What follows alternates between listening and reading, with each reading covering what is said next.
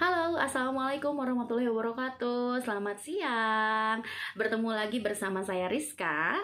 Siang ini walaupun di luar sebetulnya cuacanya lagi mendung ya, dan memang kondisi di sini kemarin-kemarin sempat hujannya deras banget dan kadang bikin kitanya mager ya, dan mungkin kesibukan saya juga cukup besar, cukup tinggi intensitasnya. Jadi maaf kalau saya hari ini baru bisa bikin video mengenai burnout.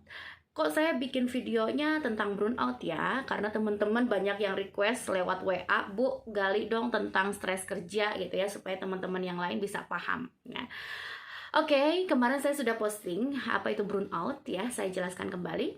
Burnout adalah kondisi di mana psikis kamu, pikiran kamu, perasaan kamu dalam kondisi kacau diakibatkan dari stres kerja atau tekanan dalam pekerjaan. Dan ini saling berhubungan dengan fisik, tidak hanya dengan psikis tapi juga dengan fisik. Kok bisa ya?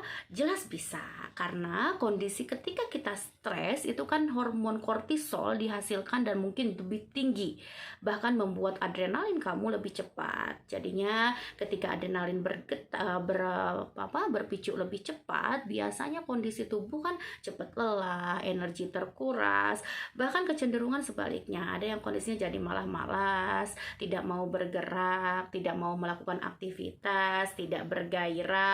Ini juga bisa salah satunya faktor menjadikan seseorang burnout, atau mungkin kondisi salah satu ciri dari seseorang yang mengalami kondisi burnout ya. Kemudian teman-teman juga harus tahu nih, burnout itu sendiri apakah memang harus terjadinya di dalam pekerjaan saja atau mungkin bisa terjadi di luar pekerjaan. Memang yang saya ceritakan ini memang burnout yang lebih kepada occupational syndrome atau sindrom burnout yang berhubungan dengan pekerjaan. Namun ada kalanya burnout juga tidak selalu harus dalam bentuk pekerjaan. Bisa jadi kamu ngerasa kesepian di rumah terus, jadinya jenuh, burnout muncul kembali. Atau ngerasa kamu gak ada kegiatan yang terlalu menguras tenaga atau menguras pikiran, terlalu mager di rumah gitu ya. Apalagi lagi pandemi nih, orang-orang pada isolasi mandiri di rumah, keluar takut dan lain sebagainya, jenuh ya. Ini juga bisa menyebabkan burnout ya. Nah teman-teman, ciri-ciri burnout sudah tadi saya jelaskan. Salah satunya memang malas, tidak berenergi, tidak ada semangat hidup, jenuh, cepat marah, emosi itu sudah jelas sekali terlihat ya, karena tidak mampu mengendalikan emosi dengan baik. Karena kan ketika tadi saya bilang hormon kortisol ketika terlalu tinggi, hormon stresnya terlalu tinggi, tapi kita tidak mampu mengelolanya dengan baik, sudah pasti emosi meledak. Anda tidak bisa mengendalikan emosi itu dengan sangat baik ya. Nah, kemudian burnout kalau dalam bidang pekerjaan ini bisa terjadi dari banyak faktor. Salah satunya bisa karena diri kamu sendiri. Mungkin ada kesehatan mental yang terganggu dalam pikiran atau perasaan kamu. Yang kedua, bisa dari faktor pekerjaan atau beban pekerjaan itu sendiri. Ditambah faktor lingkungan dan juga atasan atau teman-teman di sekitar kamu. Bisa teman kerja atau mungkin teman sepergaulan, atau mungkin kalau yang memang tidak bekerja kantoran, dia berwirausaha, mungkin rekan-rekan bisnis kamu yang lain, atau dari diri kamu sendiri, atau tekanan dari hal-hal lingkungan yang lain ya. Baik teman-teman, apa sih yang bisa kita lakukan ketika burnout? Oke, satu, kamu bisa latihan relaksasi diri.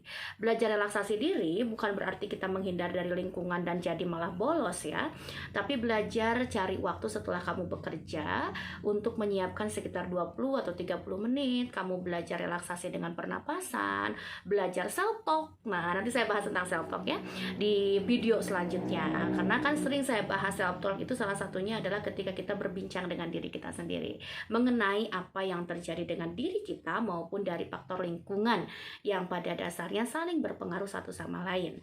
Kemudian belajar untuk cari hiburan atau refreshing ya. Jadi teman-teman yang sudah rutinitasnya jenuh banget nih, kalau yang kantoran dari Senin sampai Sabtu bahkan Minggu tetap full kerja, atau mungkin dia ada yang ambil lembur dan lain sebagainya, coba deh ambil sisi waktu, bisa sebentar aja sebetulnya dalam 1 bulan. Misalkan kamu bisa hangout bareng keluarga atau bareng teman-teman kamu, cari aktivitas yang lebih positif.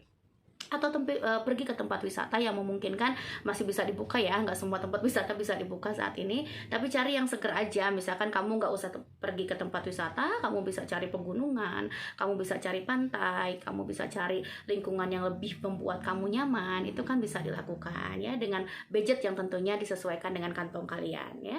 Kemudian juga coba untuk belajar sharing ya. Sharingnya boleh, mau ke ahli psikologi silahkan, mau ke teman-teman kalian silahkan. Cuman saya sarankan lebih baik sharing itu dengan ahli psikologi ya, karena kalau misalkan kita sharingnya dengan orang atau teman-teman kita atau mungkin keluarga kita, kadang mereka bisa memberikan saja masukan yang tepat, tapi terkadang masukan tersebut kan kalau mungkin maaf ya bukan ahlinya, kita tidak tahu apakah saran dan solusinya sudah tepat ataukah belum. Di saat kamu burn out memang harus membutuhkan solusi yang sangat tepat. Nah, kemudian ditambah lagi kamu bisa melakukan aktivitas olahraga.